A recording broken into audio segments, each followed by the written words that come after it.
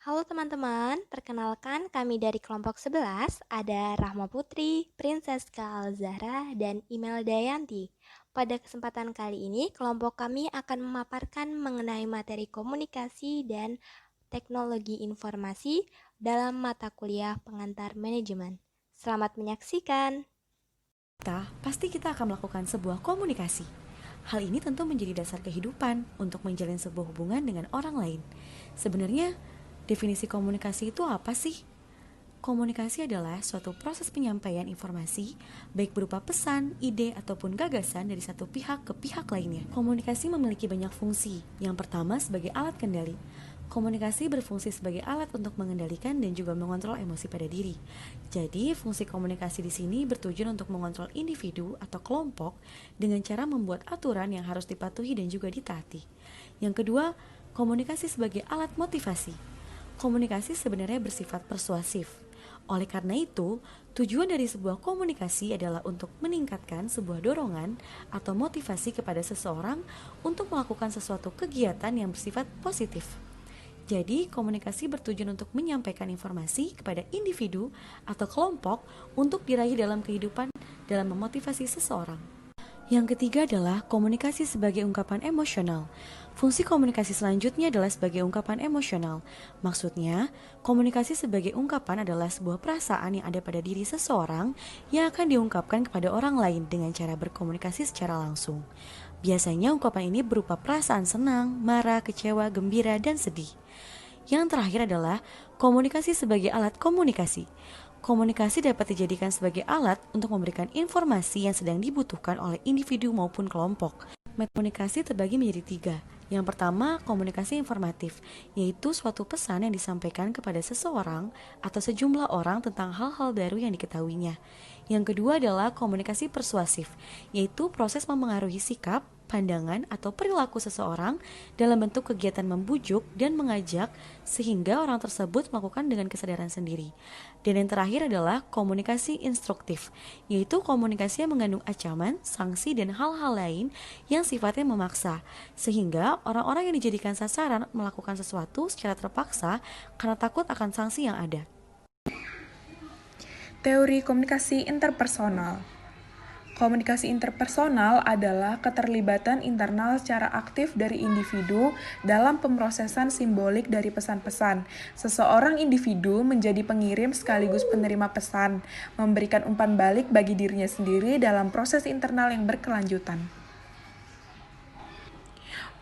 Hubungan komunikasi interpersonal adalah yang pertama model pertukaran sosial, yang kedua model peranan, yang ketiga model permainan, dan yang keempat adalah model interaksional.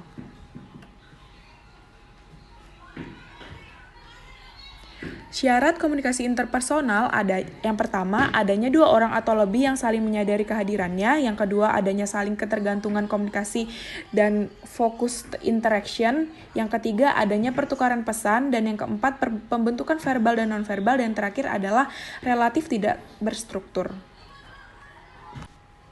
Nah, ini adalah faktor yang mempengaruhi komunikasi interpersonal. Yang pertama adalah perspektif interpersonal, yang kedua konsep diri, yang ketiga atraksi interpersonal, dan yang terakhir adalah hubungan interpersonal. Tujuan komunikasi interpersonal adalah memuaskan diri sendiri, menemukan dunia luar, membentuk dan menjaga hubungan yang penuh arti, berubah sikap dan tingkah laku, untuk bermain dan kesenangan, dan yang terakhir adalah untuk membantu. Jadi, komunikasi interpersonal adalah terjadinya hubungan yang jelas antar personal yang dilakukan secara tatap muka dan menyebabkan adanya suatu interaksi. Kemudian ada komunikasi interpersonal. Komunikasi interpersonal dikatakan efektif bila pesan diterima dan dimengerti sebagaimana yang dimaksud oleh pengirim pesan. Pesan ditindaklanjuti dengan sebuah perbuatan secara sukarela oleh penerima pesan dan meningkatkan kualitas hubungan antara pribadi dan tidak ada hambatan untuk hal itu. Pernyataan tersebut dikemukakan oleh Harjana di tahun 2003. Kemudian, komunikasi efektif dapat dikatakan efektif bila memenuhi 3 persyaratan utama. Yang pertama, pesan yang diterima dapat dipahami oleh komunikan sebagaimana yang dimaksud oleh komunikator. Maka di sini pesan yang dikirim oleh komunikator harus sama dengan makna pesan yang diterima oleh komunikan. Kemudian yang kedua, ditindaklanjuti dengan perbuatan secara sukarela. Komunikan menindaklanjuti pesan tersebut dengan perbuatan dan dilakukan secara sukarela. Tidak ada paksaan karenanya. Kemudian yang ketiga, meningkatkan kualitas hubungan antar pribadi. Efektivitas dalam komunikasi interpersonal ini akan mendorong terjadinya hubungan yang positif terhadap rekan, keluarga, dan kolega. Hal ini disebabkan pihak yang saling berkomunikasi merasakan memperoleh manfaat dari komunikasi tersebut, sehingga merasa perlu untuk memelihara hubungan antar pribadi. Kemudian ada 5 hukum komunikasi efektif. Komunikasi efektif didasarkan kepada 5 hukum tersebut di mana ada respect, empati, audible, clarity, and humble. Yang pertama, respect. Sikap menghargai setiap individu menjadi sasaran pesan yang kita sampaikan. Rasa hormat dan saling menghargai merupakan hukum pertama dalam kita ketika melakukan komunikasi. Kemudian ada empati, yaitu kemampuan kita untuk menempatkan diri kita pada situasi atau kondisi yang dihadapi oleh orang lain. Kemudian ada audible. Maknanya di sini dapat didengarkan atau dimengerti dengan baik. Jika empati berarti kita harus mendengar terlebih dahulu ataupun mampu menerima umpan balik dengan baik. Maka audible berarti pesan yang kita sampaikan dapat diterima oleh penerima pesan. Kemudian ada clarity. Di sini artinya adalah kejelasan dari pesan tersebut sehingga tidak menimbulkan multi interpretasi atau berbagai penafsiran yang berlainan. Kemudian yang terakhir ada humble, yaitu sikap rendah hati. Sikap ini merupakan unsur yang terkait dengan sikap untuk membangun rasa menghargai orang lain, biasanya didasari oleh sikap rendah hati yang kita miliki. Selanjutnya ada komunikasi organisasi. Pengertian komunikasi organisasi banyak dikemukakan oleh beberapa ahli. Salah satunya adalah Arnold dan Feldman di tahun 1986. Mereka mengartikan bahwa komunikasi organisasi adalah suatu proses pertukaran informasi di antara orang-orang dalam suatu organisasi, di mana di dalamnya terdapat 4 tahapan komunikasi. Yang pertama ada atensi, yang kedua komprehensi, yang ketiga kebenaran, dan yang terakhir ada retensi. Kemudian pendapat lain dikemukakan oleh Pace dan Volz di tahun 2001. Mereka berpendapat bahwa komunikasi organisasi merupakan perilaku pengatur organisasi yang terjadi di antara orang-orang yang berada dalam organisasi tersebut. Dan juga bagaimana mereka yang terlibat dalam proses itu saling berinteraksi dan memberi makna atas apa yang terjadi. Sementara itu, menurut Wiryanto di tahun 2005, komunikasi organisasi adalah pengiriman dan penerimaan pesan organisasi di dalam suatu kelompok, baik itu formal maupun informal. Selanjutnya, ada fungsi dari komunikasi organisasi.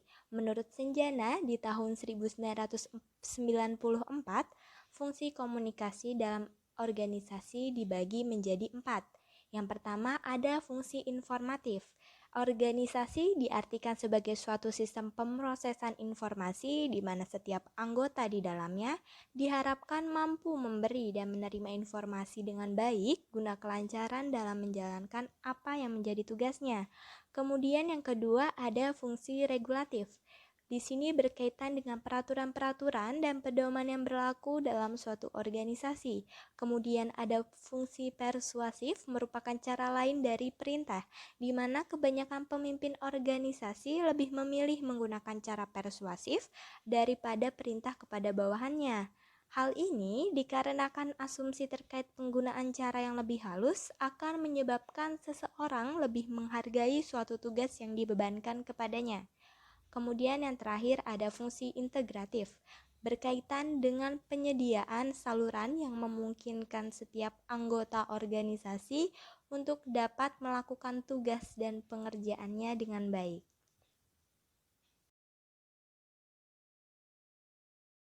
Pada era digitalisasi saat ini, media sosial telah menjadi tren dalam komunikasi pemasaran.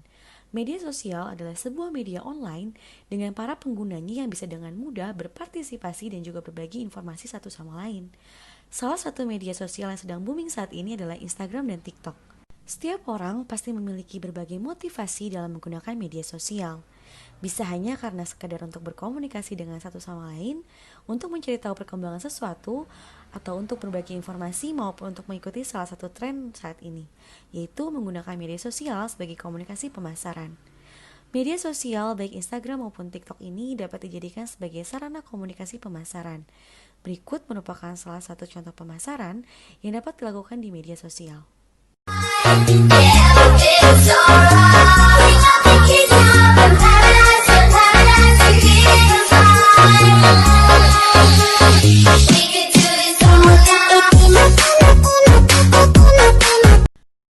Sekian pemaparan dari kami mengenai komunikasi dan teknologi informasi. Semoga apa yang kita sampaikan memberikan manfaat bagi kalian yang mendengarkan. Sampai jumpa di lain kesempatan. Terima kasih.